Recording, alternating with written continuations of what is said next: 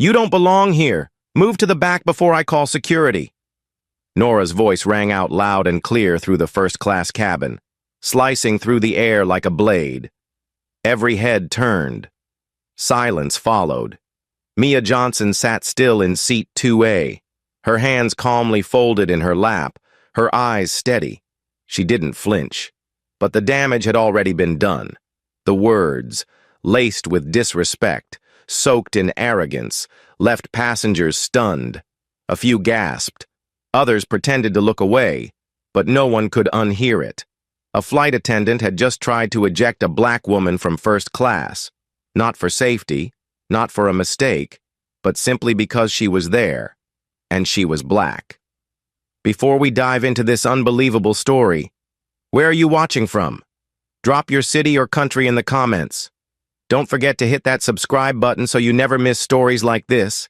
And if this scene already has your blood boiling, give it a like to help more people hear the truth. Now, let's begin. Mia Johnson was no stranger to injustice, but she hadn't expected it to punch her in the face at 3,000 feet.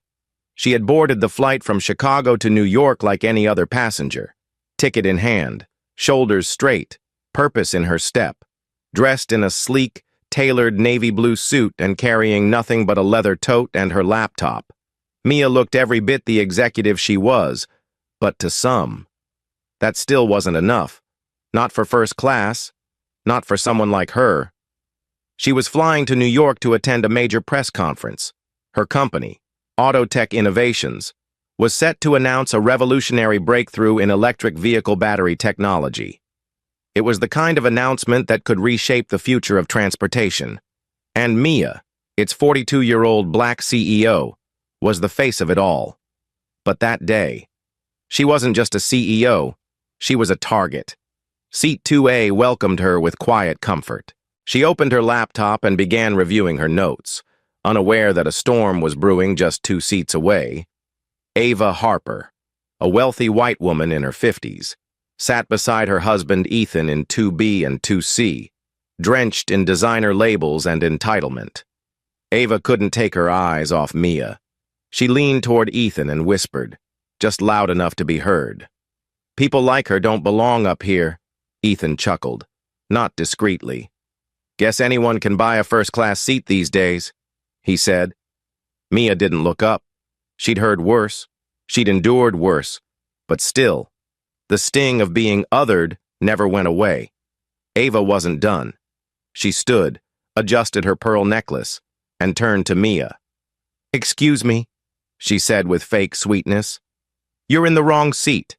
This section is reserved for premium travelers." Mia looked up, polite but firm. "This is my seat. 2A. I have my ticket right here." She held it up, cool and clear. Ava's lips curled. Must be a mistake. She waved down a flight attendant. Nora, young, inexperienced, and clearly intimidated by Ava's air of authority. Nora walked over. "Is everything okay here?" Ava didn't skip a beat. "This woman is in the wrong seat. I need you to move her." Nora turned to Mia. "Ma'am, can I see your ticket, please?" Mia handed it over, expression unchanged. Nora glanced at it, hesitated, then looked back at Ava, who subtly slipped a folded bill into her hand.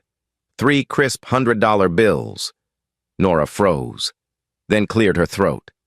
"Ma'am, I'm sorry. It looks like there's been a booking error. You'll have to move to economy." Gasps rippled through the cabin. Mia blinked. "A booking error? No, that's not true." She took a breath. "I am not moving. I paid for this seat, and I have every right to be here." Ava stepped closer, her voice venomous now. "Do yourself a favor and leave. First class isn't for people like you," Ethan added. "You're embarrassing yourself." Mia didn't raise her voice. She didn't need to. "I'm not going anywhere," she said. Nora squirmed. "Ma'am, please."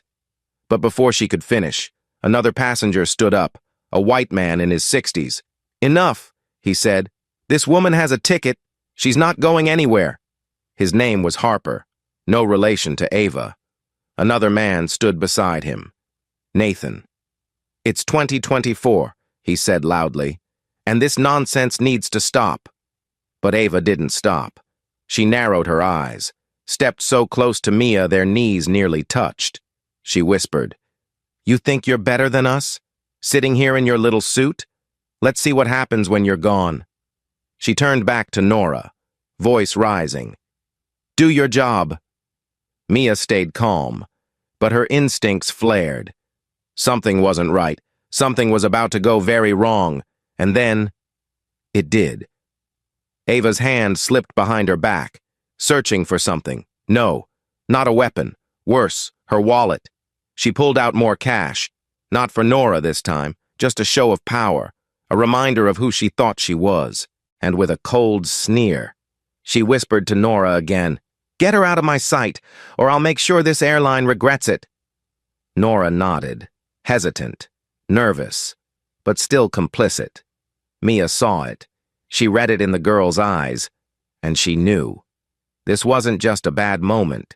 This was the beginning of a battle, one she hadn't asked for, one she couldn't walk away from.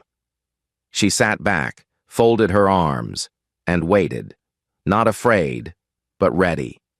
Because Mia Johnson had been underestimated her whole life, and she was done being polite about it. Nora came back, this time with more confidence. Though the shake in her hands gave her away, she had accepted the bribe. Now, she had to carry it out.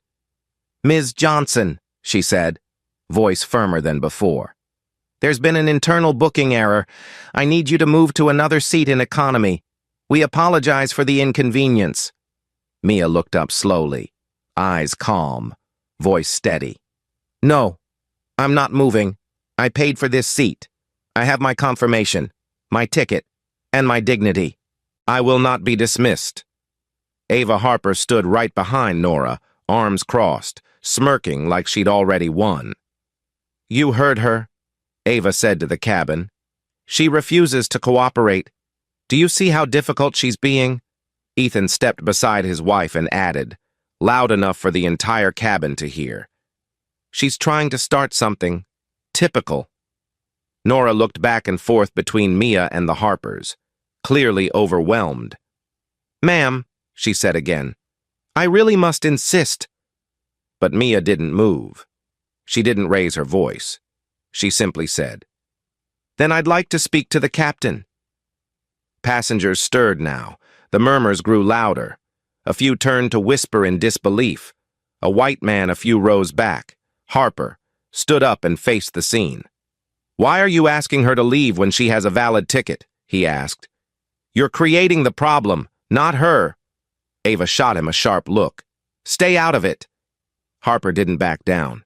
"No, this is wrong." Another passenger, Nathan, joined in. "This is blatant discrimination," he said. "We all see it."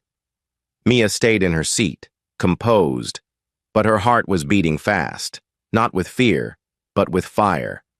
This wasn't the first time she'd been humiliated in a public space, but this was different. She wasn't a kid being followed in a store. She wasn't an intern being ignored in a meeting. She was a CEO. She was a shareholder in this very airline, and she was being told to leave her seat because someone didn't like the color of her skin. Ava turned to the other passengers, pleading her case with an air of false victimhood. "We paid extra for peace. This is not peaceful. She's making a scene," Ethan added. "There are protocols. She clearly doesn't understand how first class works." But Mia had had enough. She turned and looked Ava directly in the eyes. "I understand perfectly. You just don't like that I'm sitting here." Ava's lips twitched with rage. "You think you're better than us?" she hissed. "You dress the part, but deep down, you know this isn't your world." Mia's voice stayed even. "That's where you're wrong. I built my world, brick by brick, and I'm not giving up my seat." Behind the calm exterior, Mia's mind flashed back to where it all began. She was a girl in Detroit. Her mother, a janitor by night and nursing assistant by day, raised 3 kids alone after her father died in a factory fire. Mia was the oldest. She took care of her siblings while her mother worked double shifts. She taught herself to code on a beat-up desktop from the church donation bin. She studied under streetlights when the power got cut off. She earned a scholarship to MIT. She launched auto tech innovations from her garage. She had faced every door slammed in her face and knocked again until one opened. That's how she became a tech mogul. That's how she earned this seat, fair and square. But Ava didn't care. She didn't care about Mia's story.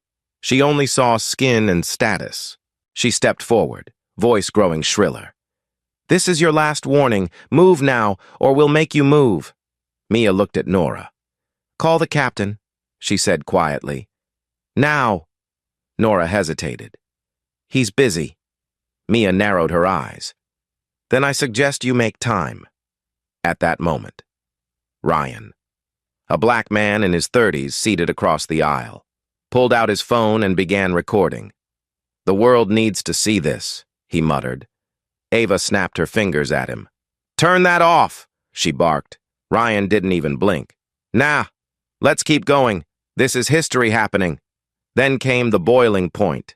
Ava, livid and losing control, stepped forward. "You think you're untouchable?" she said.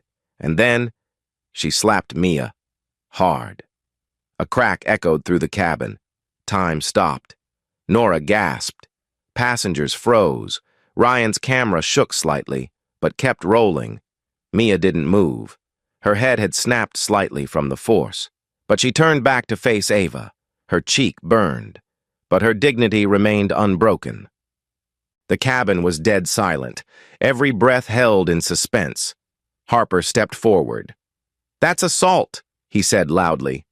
"You just committed assault," Nathan added. "She needs to be removed, immediately."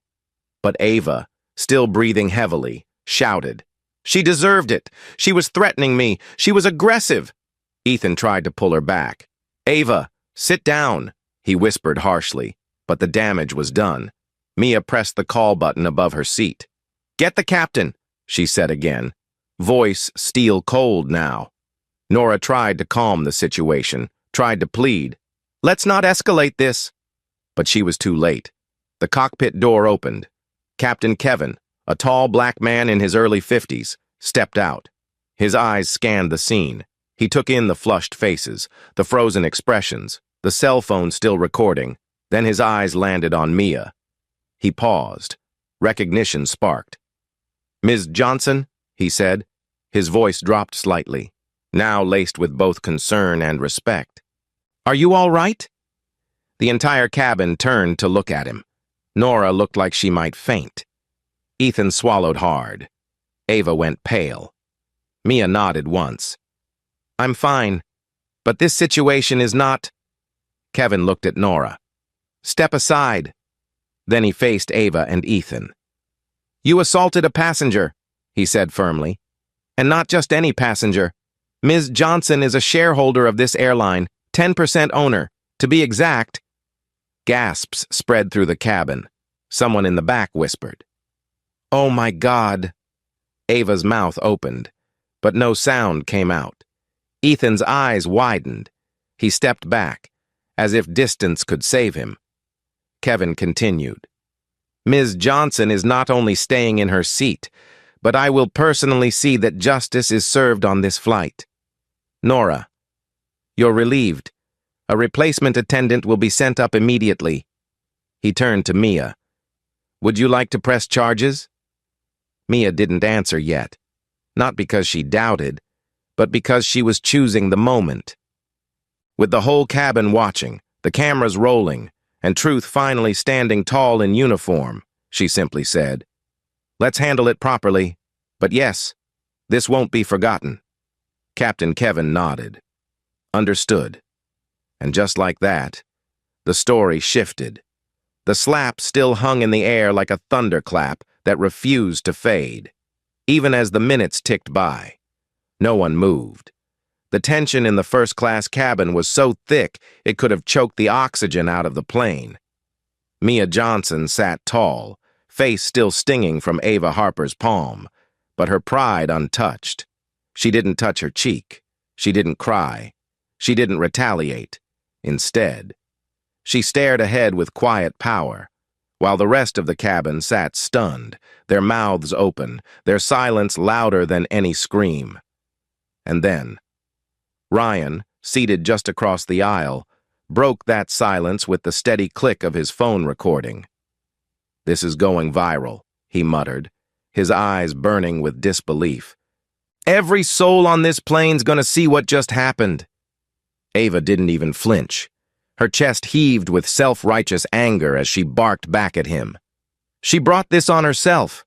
Her voice cracked. "People like her think they can get away with anything these days." Ethan tried to pull her back into her seat, whispering harshly, "Stop. You've done enough." But it was too late. The mask had slipped, and the whole cabin had seen the face beneath it. Mia pressed the call button, her movements slow and composed, like a judge calling the courtroom to order. Her words were simple but weighty. "Get the captain." Nora, pale as paper, stepped back as if she'd been burned. Her eyes flickered with regret, but not enough to make it right. She opened her mouth to speak, maybe to apologize, maybe to explain, but before a single word escaped. The cockpit door opened. Captain Kevin emerged. He didn't rush. He didn't storm out in a panic. He walked with the kind of quiet command that needed no introduction. He wore his authority like armor, but it wasn't his uniform that drew the cabin's attention. It was his face, calm, sharp, deeply focused, and unmistakably black. He scanned the cabin. He didn't need to ask what happened. The energy told the story. He saw Nora trembling. He saw Ava flushed with rage. He saw Mia, still, silent, dignified. But when his eyes landed on her, something shifted. His brows rose slightly. "Ms. Johnson?" he said, the words slow and clear. And in that moment, the air cracked open. You could hear the realization sweep through the plane like a wave. Nora's lips parted. Ava froze. Ethan blinked. "Wait, you know her?" Ava asked, her voice suddenly unsure, faltering. Captain Kevin nodded slowly. "Yes," he said. "I do. Miss Johnson is a respected business leader, a key investor. She owns 10% of this airline." He paused. "And she has every right to sit in any seat she chooses." The weight of those words fell heavy and final. Passengers began whispering again, but this time, the tone had changed. A few clapped. Someone muttered, "Good, it's about time." Ryan never stopped recording. Ava's smirk disappeared, replaced with a deep frown. Her cheeks, once glowing with pride, now flushed with fear. "This is ridiculous," she stammered. "I didn't know who she was." Kevin turned to her, voice calm but firm. "You didn't need to know. Her humanity should have been enough." He then turned to Nora. "You accepted a bribe. You mishandled a valid boarding ticket, and you stood by while a passenger was physically assaulted." Nora's eyes filled with tears. I didn't mean to." But Kevin cut her off. "You're done. Step aside." Mia finally rose from her seat, slowly, with grace. She didn't raise her voice. She didn't gloat. She looked at Nora, then Ava, then Ethan. "This wasn't just about a seat," she said softly. "This was about power, about prejudice, and about how far people will go to protect their illusion of superiority." Her words didn't yell. They echoed, deep and slow, the kind that stick in your bones. "You thought I didn't belong here because I didn't look like you. But I don't need your approval. I earned my seat long before I walked onto this plane." Kevin nodded in agreement.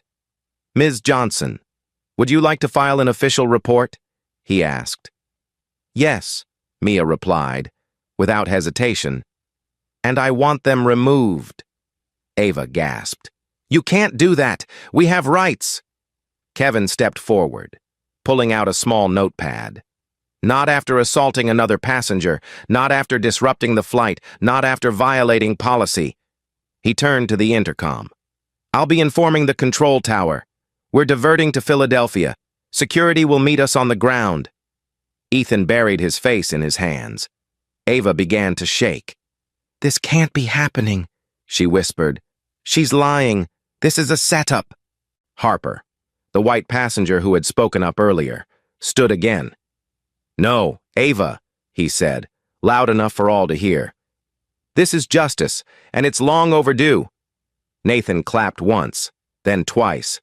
Others joined in, slow, steady applause that wasn't just for Mia, but for the truth. Emily, another flight attendant, entered the cabin quietly, replacing Nora. She nodded at Mia, her expression apologetic but professional. Ms. Johnson, I'll be taking care of you from here on, she said gently. Mia gave a polite nod. She didn't need sympathy. She needed accountability. And that's exactly what was unfolding. At last. As Captain Kevin returned to the cockpit, passengers leaned toward one another, whispering, replaying every moment. Ryan uploaded the first clip to X, captioned simply, "Black CEO slapped in first class. Watch what happens next." Within seconds, it began to spread. Ava slumped in her seat, clutching her purse like it could save her. Ethan looked out the window, already checking for damage control. But the real damage had already been done. And this time, it wasn't Mia who would pay the price. Mia sat back down in seat 2A, the same seat, the same posture. But now, the whole cabin knew exactly who she was. Captain Kevin stood at the front of the first-class cabin, his voice calm but authoritative as he addressed the entire section. Ladies and gentlemen, we've made a decision. Due to a violation of airline policy and the assault of a passenger, we will be making an emergency stop in Philadelphia. Security will escort 2 individuals off this flight. He didn't have to say their names. All eyes turned to Ava and Ethan Harper, who now sat rigid in their seats, their entitled arrogance rapidly dissolving into visible panic. Ava's jaw dropped, the reality finally sinking in. "You're removing us?" she spat. "Do you have any idea who we are?" Kevin responded without hesitation. "Yes, and that's exactly why you're getting off this plane." Ethan leaned in, whispering something to Ava, maybe to calm her, maybe to remind her to keep quiet, but she wouldn't have it. "This is an outrage," she cried, rising to her feet. "She provoked me. This woman," she pointed at Mia, her voice trembling, "is playing the victim. She doesn't belong here in the first place." The words landed with a heavy thud in the now silent cabin. Mia didn't rise. She didn't flinch. She simply turned her head, looked Ava in the eyes, and said, "You said that before, and yet, here I am." The weight of that sentence wasn't in its volume. It was in the stillness that followed. Even the hum of the engines seemed to hush itself in respect. Ryan, phone in hand, kept recording. Every second, he whispered to no one in particular. "The world needs to see this kind of reckoning." Nora, standing awkwardly to the side, looked like she wanted to vanish. Her eyes were red, her hands nervously clutching the edge of the service cart, but there was no way out. Captain Kevin turned to her next. "Flight Attendant Nora Jacobs," he said formally, "you are hereby relieved of your duties effective immediately. Your actions today violated multiple federal aviation and company regulations." Nora's lower lip quivered. "Please," she begged. "I didn't know. I was just doing what I was told." But Kevin stood firm. "You were told to accept a bribe. You were told to harass a valid passenger. You had a choice, and you made the wrong one." The words hit like a gavel slamming down. Emily, the new attendant, stepped forward and gently placed her hand on Mia's shoulder. "Ms. Johnson, can I offer you anything?" she asked, her voice warm, sincere. "Water? A warm towel?" Mia shook her head. "Just silence, for now," she replied. "Let the rest of this play out." And it did. The captain returned to the cockpit, his message clear. No more negotiations. The decision was final. As the plane began its descent into Philadelphia, the mood shifted. Some passengers whispered about what they had witnessed. Some offered nods of support in Mia's direction. Others avoided her gaze, ashamed by their own silence earlier. But the ones who mattered, Harper, Nathan, Ryan, they stayed alert, present, standing in quiet solidarity. Ava, meanwhile, was unraveling. She paced the aisle, muttering to herself, "They can't do this to us. I'll call the press. I'll sue this entire airline," Ethan hissed. "Just sit down, Ava. You're making it worse." But she didn't listen. She was too far gone for people like her. Losing control wasn't just uncomfortable, it was catastrophic. And now, stripped of power, exposed before strangers and a rolling camera, she couldn't handle it. The moment the wheels touched down in Philadelphia, tension surged like a second engine roaring to life. The seatbelt sign pinged, and within seconds, uniformed airport security officers boarded the aircraft. "Mr. and Mrs. Harper," one officer said, stepping into the cabin. "Please come with us." Ava clutched the armrest. "No, I didn't do anything wrong." Ethan rose, defeated. "Let's just go. Ava," he said through clenched teeth. "It's over." But Ava wasn't finished. As the officer reached for her, she threw her drink onto the floor and shouted, "You'll regret this, all of you." Her voice cracked, desperate now. She turned to Mia one last time. "This isn't over." Mia met her eyes, unshaken. "For you, maybe not. But for me, it just began." With that, Ava and Ethan were escorted off the plane, their designer coats trailing behind them like torn flags of lost privilege. Nora followed, silent and sobbing, her flight attendant badge removed, her career ending in a walk of shame, as the cabin doors shut and the aircraft prepared to resume its route. A hush fell over first class. Ryan uploaded a second clip. The video, now titled, "White Couple Removed After Assaulting Black CEO on Plane." Within minutes, the views were rising, tens of thousands turning into hundreds of thousands. People were sharing, commenting, tagging major news outlets. It was no longer just a flight. It was a national moment. Emily resumed her duties, offering passengers refreshments, but always checking on Mia with quiet care. Harper leaned over and said, "Thank you, Ms. Johnson, for standing your ground," Nathan added. "You gave us all permission to stop being silent." Mia exhaled, slow and deep. The fight had drained her, not just the slap, not just the humiliation, but the years of enduring it, the quiet racism at board meetings, the double takes when she entered luxury spaces, the questions about whether she really belonged. But now, something had shifted, not just in this cabin, but in the world watching outside it. As the plane lifted off again, bound for New York, Mia closed her eyes and leaned back in her seat. The same seat they tried to take from her, the same seat they thought she didn't deserve. But here she was, still seated, still dignified, still unbroken. The aircraft cabin felt different after the Harpers and Nora were removed in Philadelphia. The air was lighter, quieter, almost reverent. The tension that had once pulsed through every row had settled into reflection. Like everyone on board was still trying to process what they had just witnessed.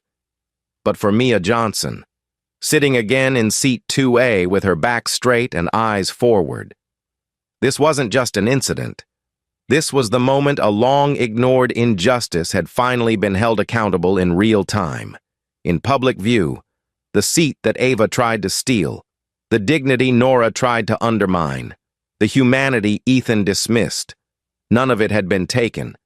Not today, because today, Mia stood her ground.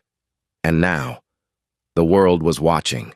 Emily, the replacement flight attendant, moved gracefully through the aisle, her professionalism unwavering but her tone noticeably warmer around Mia. "Ms. Johnson," she said, crouching slightly beside her. If there's anything I can do to make the rest of this flight more comfortable, please don't hesitate. Mia gave a small nod. Thank you, she said simply. That was enough. Emily didn't press. She knew when to serve, and when to simply respect. Meanwhile, Ryan's phone buzzed with non-stop notifications. The first video, showing Nora asking Mia to leave first class and Ava's heated demands, had already hit 5 million views on TikTok. The second, capturing Ava's slap and the arrival of Captain Kevin, was now over 10 million on X. News outlets were tagging his account, activists were sharing it, celebrities were commenting. The hashtag Maya Johnson was now trending worldwide. The backlash had begun.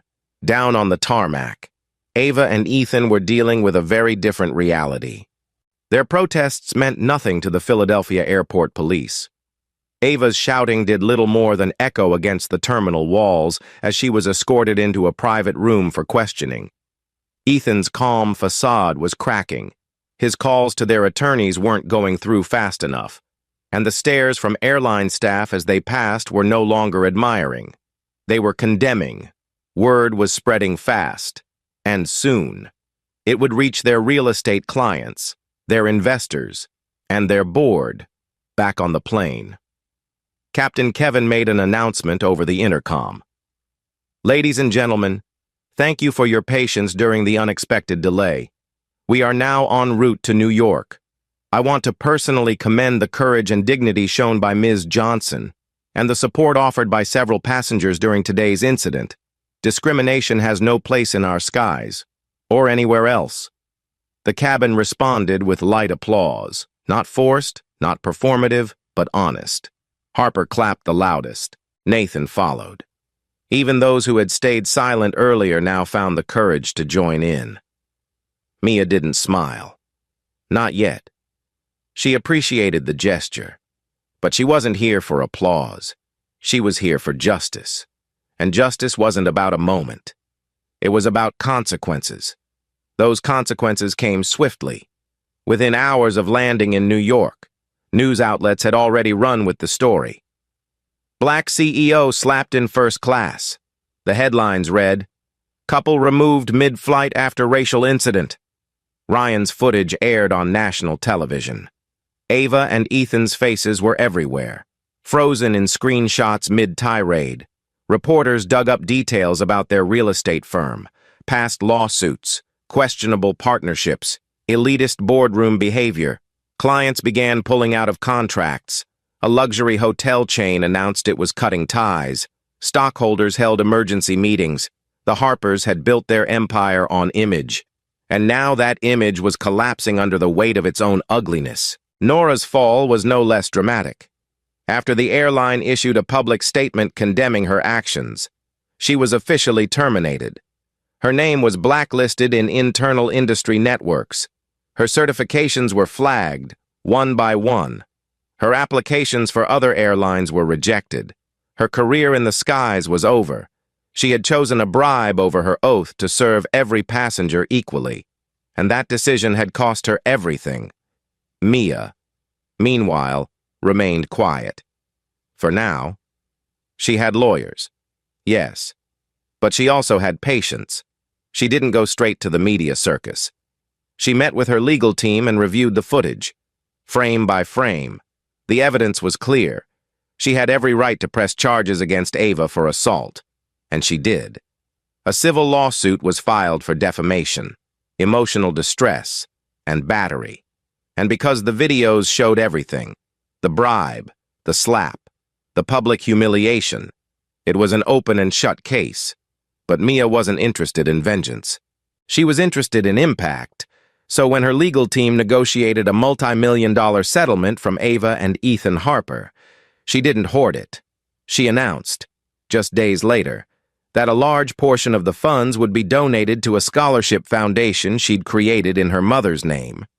The Denise Johnson STEM Scholars Fund would provide full tuition and mentorship to Black students pursuing careers in tech, engineering, and aviation. Because education, Mia said at the press conference, was how I earned this seat, and now I want others to know. They belong here too. Back on the flight, as the skyline of New York City came into view, Emily returned to Mia one last time. "We'll be landing shortly," she said. "If you'd prefer to disembark privately, we've arranged for that."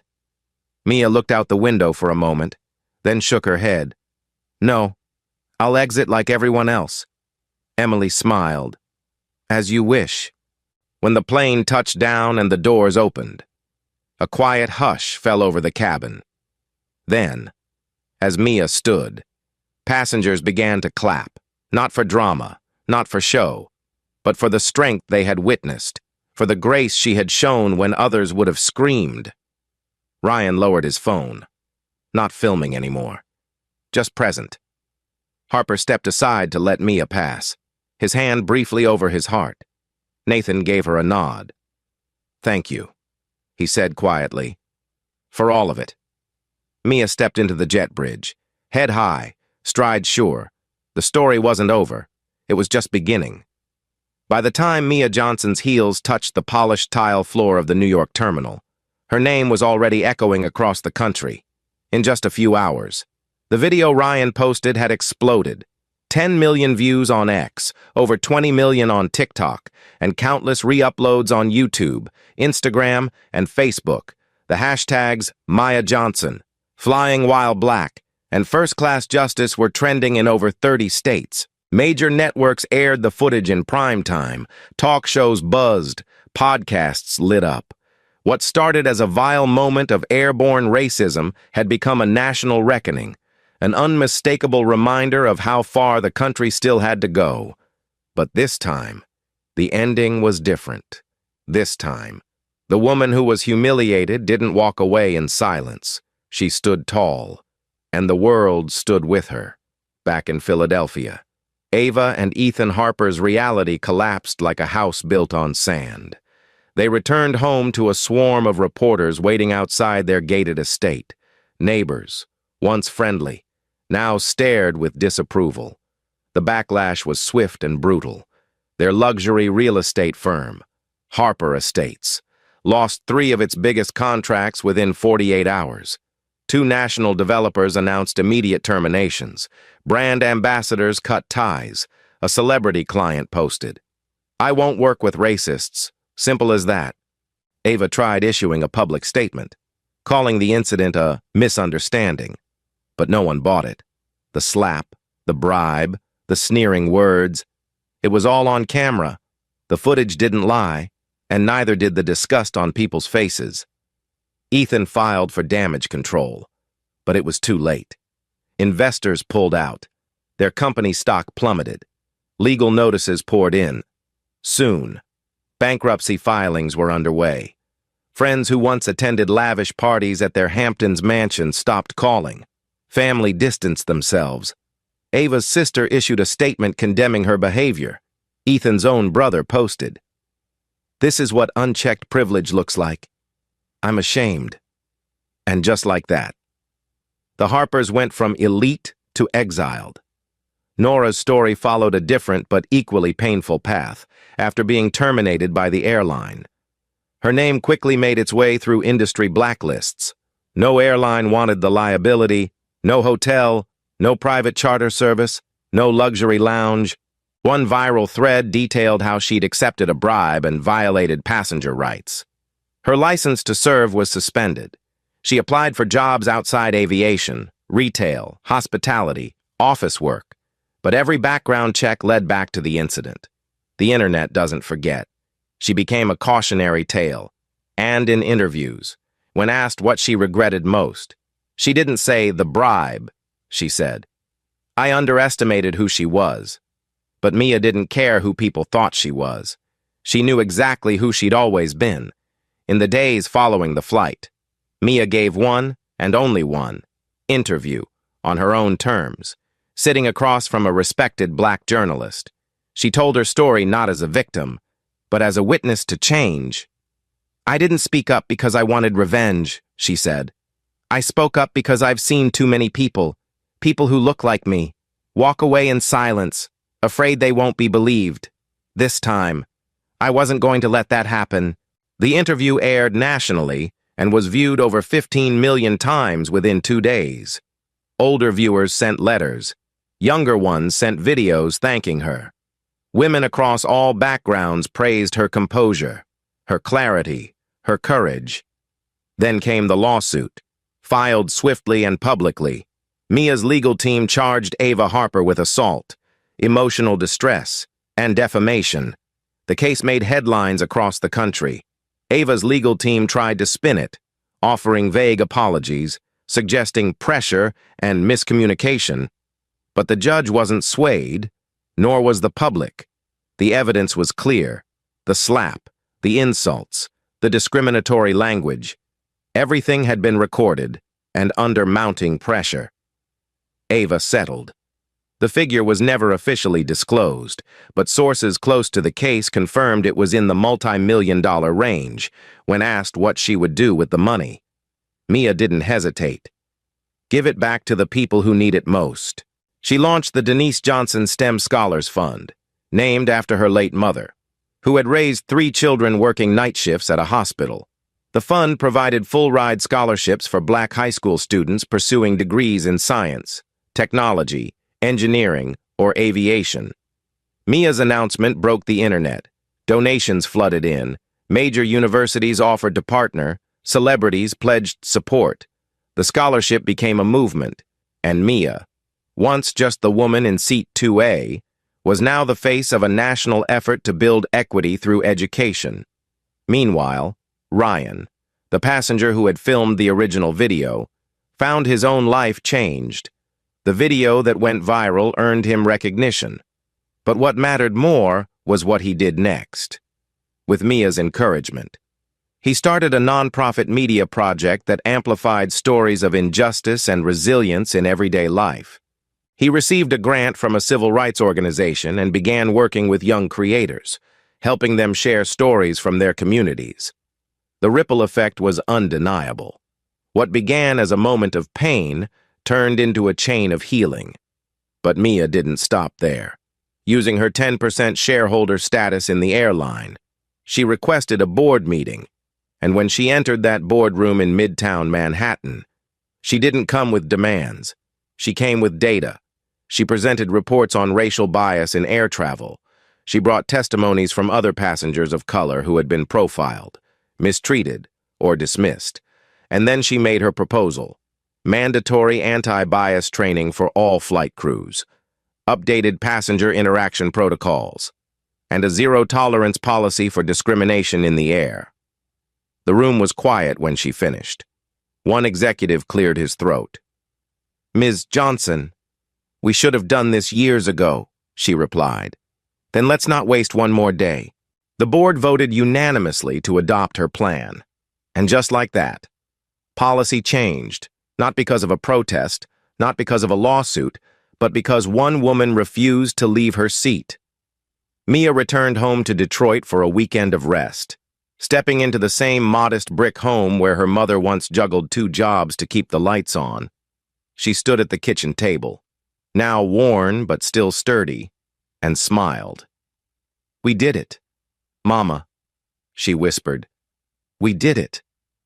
The world had tried to humiliate her in a first-class cabin, but she left that cabin having elevated the country's conscience. The world didn't forget Mia Johnson, and not because of the slap, but because of what she did after. In the weeks that followed the viral flight incident, Mia didn't fade into headlines. She became a force. While most people would have taken the settlement and moved on, Mia moved forward, with intention. She had tasted something deeper than justice. She had felt the weight of a moment heavy with meaning, and instead of letting it pass, she transformed it into momentum. Her voice, measured, clear, and unwavering, began echoing far beyond that first-class cabin. It reached boardrooms, classrooms, communities, and newsrooms, and every time she spoke, she reminded people what dignity in the face of hate looked like. She didn't need to scream to be heard, she just needed truth, and the world listened, using her 10% ownership stake in the airline. Mia worked with the board of directors to implement sweeping reforms. the Flight Equity Initiative was born, an internal task force that created mandatory anti-discrimination training for all airline personnel, from flight attendants to ticketing agents to pilots. The policy wasn't just performative, it had teeth, a three-strike disciplinary system, monthly audits, and real consequences for violations. The airline also created a new advisory council made up of diverse voices, passengers, employees, and civil rights advocates, who reviewed internal practices and complaints. Mia insisted. We cannot fix what we won't admit, and we cannot lead what we won't understand. Her leadership wasn't about revenge, it was about redesign. She made it clear that justice isn't loud, it's lasting, at the same time. The Denise Johnson STEM Scholars Fund received an outpouring of donations. Within a month, over $4 million had been raised. High schools across the country began submitting applicants. Universities pledged to match scholarships. Mia appeared at town halls in Detroit, Newark, Atlanta, and Chicago, often standing beside young black students who, for the first time, saw themselves reflected in a tech mogul who looked like them, spoke like them, and never apologized for it. I'm not here because I was lucky, Mia told one auditorium of seniors. I'm here because I was prepared, and now it's your turn to prepare. I will invest in your future because someone once believed in mine. Ryan, the man whose footage shook the internet, stood beside her at one of those events. His small non-profit, Truth in Transit, had grown rapidly. With Mia's backing, it became a platform for documenting untold stories of discrimination and resilience in public spaces, airlines, restaurants, police stations, schools. He trained young people to film responsibly, share ethically, and protect truth. One viral moment had changed his life, but it was Mia's integrity that gave that moment its meaning. She turned pain into policy. Ryan told a reporter, "That's power." Meanwhile, Harper and Nathan, the two white passengers who stood up for Mia on that flight, continued to be vocal allies. Harper wrote a heartfelt op-ed in the New York Times titled, "I Didn't Stay Silent This Time." It went viral. Nathan began volunteering at local diversity education programs in his city. They admitted their past blind spots. They vowed to do better, not because they were praised, but because Mia had modeled something stronger than protest. Principle. She gave them a chance to become better men, and they took it. As for Ava and Ethan Harper, the consequences didn't end with bankruptcy. Their social circles shrank.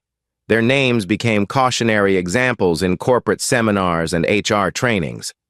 Ava tried to reclaim her image, but the slap was now a symbol of arrogance, entitlement, and unrepentant racism. Meanwhile, Nora disappeared from the public eye. She reportedly moved out of state, seeking a new life.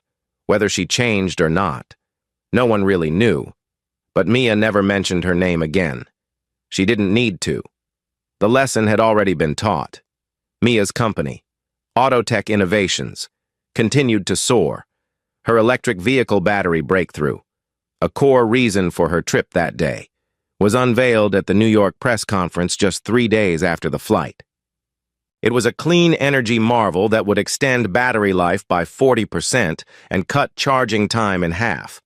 Major investors swarmed, international partnerships formed. But even as headlines praised her tech genius, the media couldn't separate her innovation from her integrity. She wasn't just a brilliant mind, she was a moral compass. And then came the final moment that sealed her legacy, 1 month after the flight, as she exited JFK Airport for yet another business trip. She was met by a surprise. Lining the terminal were dozens of travelers, airline staff, and young students holding signs. "Thank you, Mia. You made us proud. You belong in every seat." Applause broke out. Cell phones rose. But this time, the cameras weren't capturing injustice. They were capturing honor. Mia smiled softly, hand to her heart. She didn't wave wildly. She didn't speak. She just nodded and walked through the crowd, strong and silent. The moment needed no words. The world already knew. She stepped into her car, took a long breath, and whispered to herself, "Not bad for a girl from Detroit." And with that, the car pulled away. No red carpets, no drama, just purpose. Because when you carry yourself with truth, dignity, and grace, no one can take your seat. Like, share, and subscribe if this story moved you. Thanks for watching. Your support means everything.